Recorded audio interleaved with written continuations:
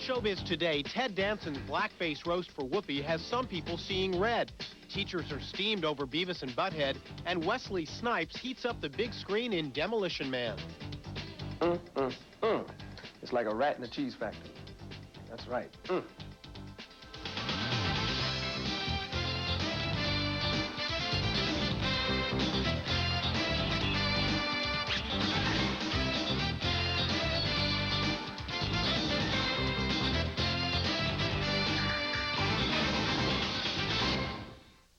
This was something that was done with fun and love and not for public consumption, because you'd have to explain it.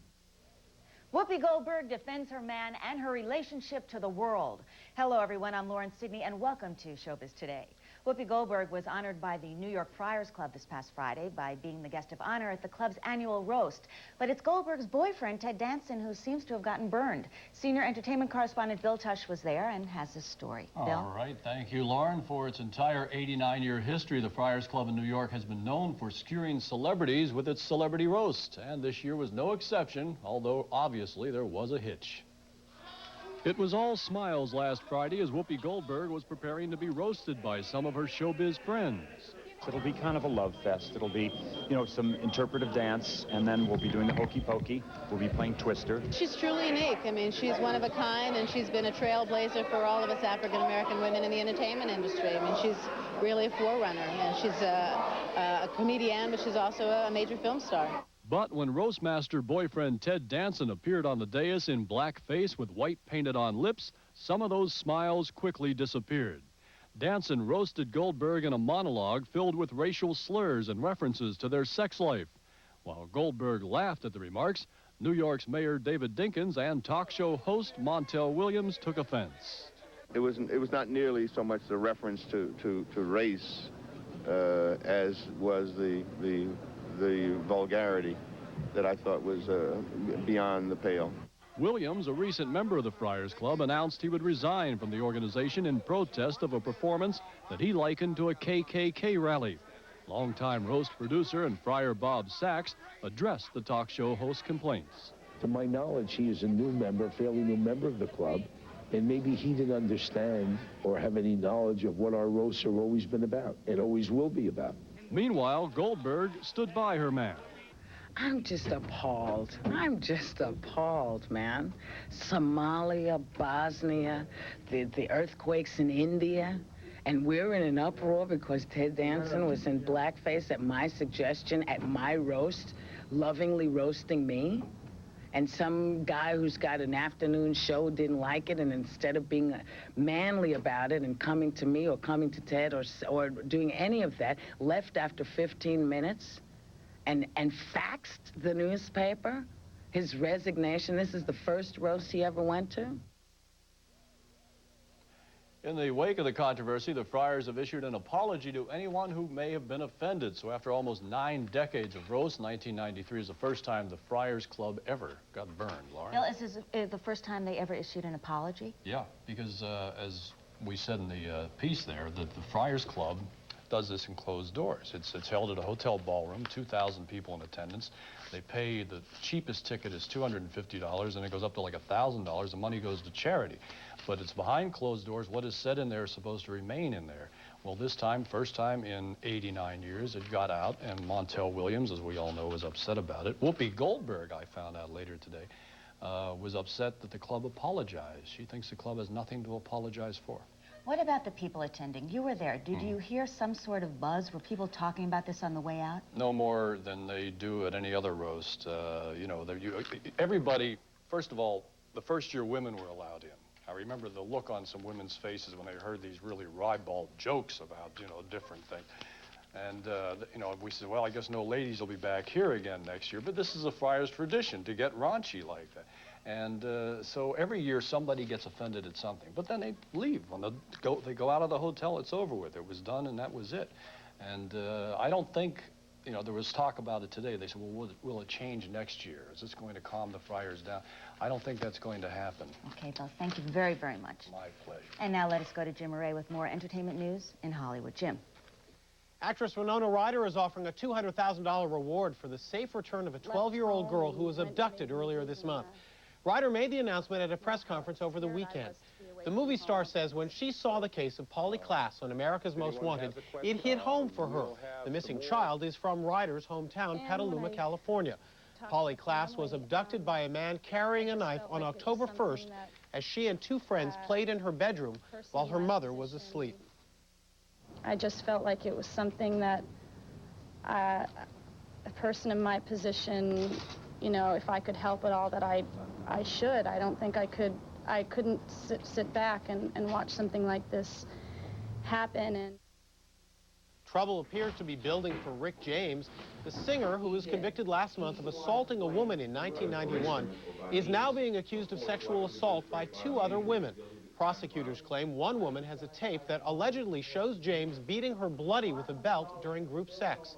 The tape is 3 years old and beyond the statute of limitations, but prosecutors want to play it at James' sentencing next month to demonstrate what they call his, quote, propensity for violence and sadomasochism. Michael Jackson won't be going down under anytime soon. The singer has canceled his scheduled December performances in Melbourne and Sydney, Australia. Jackson's Dangerous Tour is in South America for the next 2 weeks. The tour has been marred by a Los Angeles police investigation into a teenage boy's claim that the pop superstar sexually molested him. Jackson denies any wrongdoing. Demolition Man, the new box office hit, stars Sylvester Stallone and Wesley Snipes. The film contains a confrontation between the bad guy, played by Snipes, and the Los Angeles police of the future. Snipes, who had his own recent run-in with the LAPD of the present, talked with Mark Shearer about this experience. Maniac is imminent. Request advice. With a firm tone of voice. What a mismatch. The ill-equipped police of a non-violent future versus a blast from the past. Psychopathic Simon Phoenix. It's no contest. It's like a rat in a cheese factory. That's right. Maniac has responded with a scornful remark. The scene from Demolition Man is a reminder of Wesley Snipes' run-in with real-life L.A. police during the shooting of the film, in which he was found with a gun, one he's licensed to carry but not conceal. It's unfortunate that it got blown out of proportion, but I mean, I think if you took a poll of all the entertainers that are around now and how many carry weapons of some sort, you'd be surprised.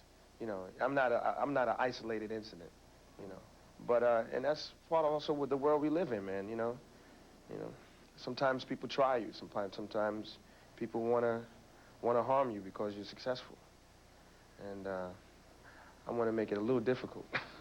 I don't want to make it easy. After his arrest, Snipes praised the conduct of the officers. He says his behavior was exemplary, too. Yo, man, I'm a black guy with a gun. Yo, what I'm going to say? You told me lay on the ground. You told me roll over and bark. I would have like... Did you pay a fine, or...? Yeah, you got to pay the fine. It's a given. Is it a misdemeanor or a felony? Yeah, misdemeanor. No, man, I act like criminals. I ain't no real criminal, man. I ain't out there hurting nobody, you know. Snipes figures it doesn't hurt his career to play both heavies and good guys. No, as long as I get the opportunity of doing both. I don't mind being perceived as better as heavies. I think I've had more practice at that, you know. Maybe later on down the road, you know, they would say, wow, he does a great old guy. For now, and in the year 2032 for that matter, Wesley Snipes is adroitly handling everything that comes his way. Mark Shearer, CNN Entertainment News, New York. When Showbiz Today continues, some of Hollywood's greatest treasures may be going, gone. And I'll Fly Away takes wing to PBS and into the future. Michael Crawford brings you the power and passion of Andrew Lloyd Webber.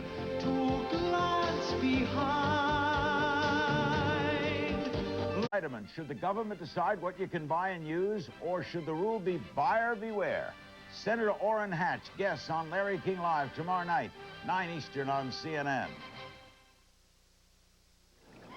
MTV is under attack for the alleged influence two of its cartoon characters, Beavis and Butthead, are having on children.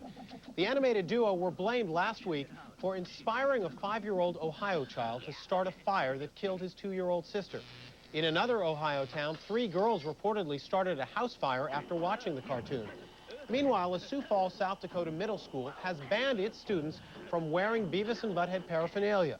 A spokeswoman for MTV calls the Ohio death a terrible tragedy and says the network plans on re-examining issues regarding the cartoon. Due to the controversy, Beavis and Butthead creator Mike Judge's scheduled appearance on last Friday's Late Show with David Letterman was canceled. The battle to control Paramount Communications continues. Monday, Paramount announced plans to begin talks with QVC about its unsolicited buyout offer, even as plans to merge with Viacom proceed. QVC has offered $9.5 billion for Paramount. That's about $2 billion more than Paramount previously agreed to accept from Viacom. The group Women in Film celebrated its 20th anniversary in style over the weekend at the Ritz-Carlton Hotel in Marina del Rey, California. Stars including Kathy Najimy, Marion Ross, Crystal Bernard, and Sally Kirkland gathered for champagne and other festivities celebrating the organization's success. Women are featured prominently in the critically acclaimed TV series I'll Fly Away. The show was canceled by NBC, but has found a second life on PBS, which has produced a 2-hour movie to kick off I'll Fly Away's new time and new place.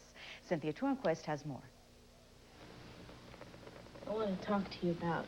PBS launches the rebroadcast of the series I'll Fly Away with a new TV movie that transports the characters from their original southern setting in the 1950s to the present day. We're here in 1993, and we have a 30-year span between where we left off. Lily's talking to her grandson about the past, what's happened to her in these 30 years and what she's been through in these 30 years, looking back and dealing with the things that are happening to her and to this country in the present time.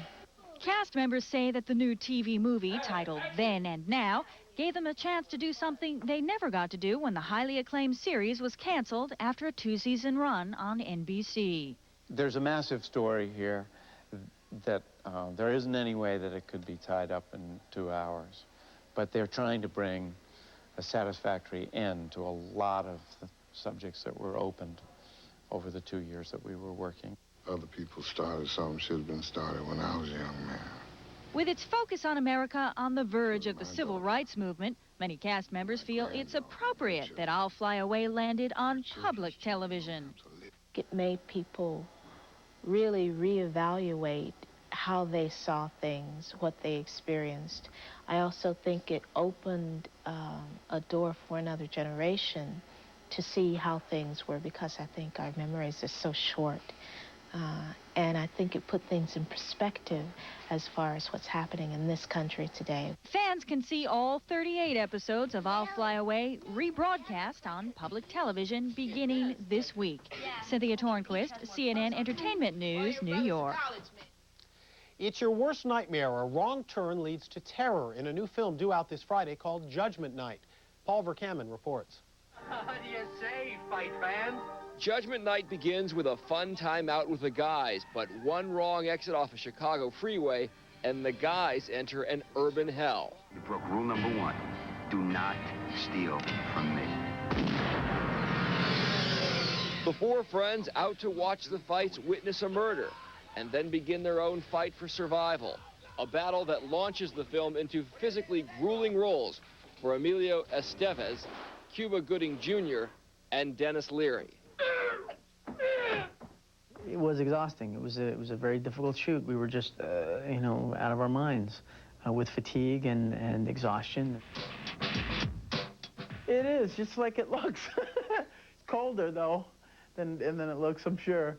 But it's fun. It's very exciting, and you know I want to get these roles out of the way while I'm young enough to do them. Cold, rain, you know, snow, sleet, hail, you know, anything that can fall out of the sky came out of the sky in Chicago while we were shooting. You know, birds, you know, frozen birds. I mean, you know, everything. Comedian actor Dennis Leary stars as Fallon, the psychopathic killer heading the game of cat and mouse. He's not just a bad guy. He was very funny, and he was very angry at times, but also other times really nice, like a really nice guy. But and also you didn't know what he was going to be from moment to moment.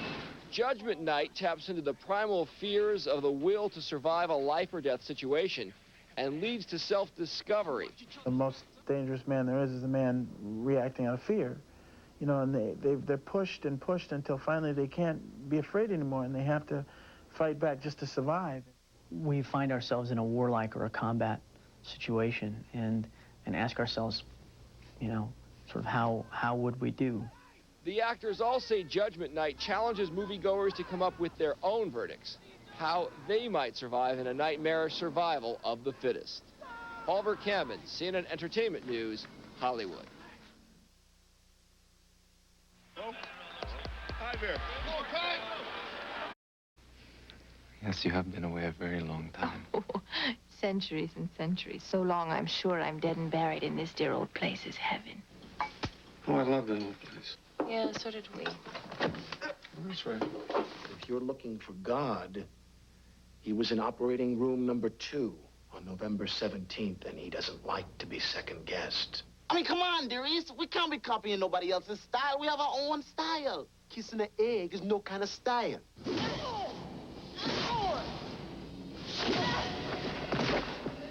I'm impressed. With good reason, Sylvester Stallone and Wesley Snipes flexed their muscles for a box office record this weekend. Our movie analyst Martin Grove joins us now to tell us all about it. Hi, Martin. Hi, Jim. You know, with grosses like these, you'd think it was still summer. Now, Demolition Man demolished the record for the best fall opening ever, while also solidifying Sylvester Stallone's career comeback, proving that his fans will line up to see him in action. Demolition Man is the kind of action-packed picture you might expect to see released during either the summer or Christmas seasons when movie-going peaks. But by opening in the fall, Warner Brothers was able to capitalize on less competition and lower expectations.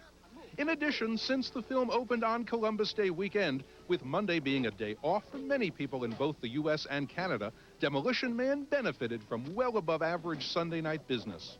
And though most critics found the film to be lacking in the story department, a well-orchestrated marketing campaign focusing on the movie's action was successful in drawing young males to theaters. Interestingly, this is the same strategy Warner Brothers cleverly used last year for the previous October record holder, Under Siege. I am feeling very Olympic today. Elsewhere, it was smooth sledding in week 2 for Disney's comedy Cool Runnings. In fact, the weekend was great for the movie business in general, up nearly 20% over last year, because there's something for everyone. Cool Runnings is attracting family audiences. Malice and The Good Son are a hit with adults, and The Age of Innocence and The Joy Luck Club, which appeal to adult females, are also keeping box office cash registers ringing. This weekend's other notable opening was Gettysburg from New Line Cinema and Turner Pictures. Despite being limited to only one showing per night due to its 4.5-hour length, the picture managed to impressively rake in nearly $1 million on only 124 screens. That is impressive, and we'll see you next week, and we'll see you in just a couple minutes. Stay with us. Both Sides with Jesse Jackson, now at 5:30 Eastern, Saturdays on CNN. If you'd like to collect Hollywood memorabilia, you had better have a lot of spare cash. At a Sotheby's auction this weekend, 250 pieces of artwork from the movie Aladdin brought in over $1.3 million. And that wasn't the only weekend bidding for Hollywood memorabilia. CNN's Gloria Hillard has this story.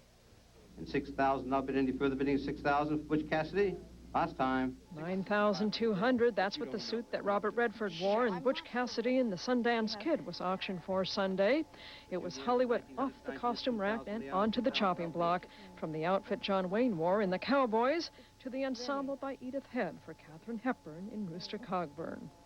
They didn't even shine the boots Kevin Costner wore in Dances with Wolves for their $5,462 price tag, from Kevin Costner's boots to Vincent Price's sandals. Hollywood memorabilia is bought by not only fans like ourselves, but also the studio archivists are actively buying these pieces back that they foolishly liquidated years ago. Any further bidding at $14,000?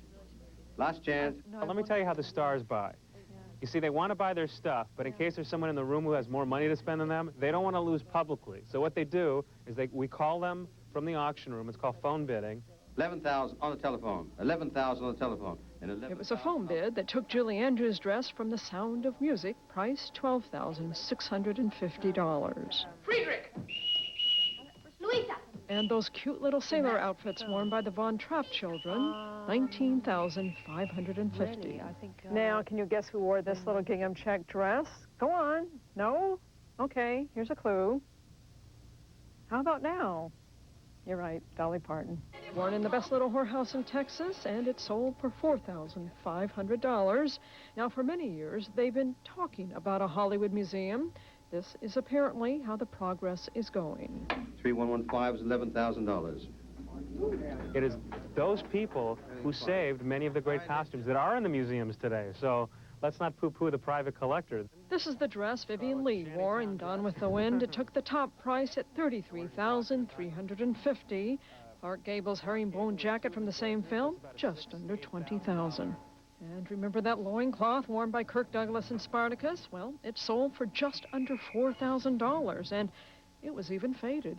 Gloria, Hillard, CNN, Los Angeles. That is a wrap for now. In New York, I'm Lauren Sidney. And in Hollywood, I'm Jim Moret. Join us tomorrow when we'll hear from the very long cast list of Shortcuts, Robert Altman's new film. We'll see you then.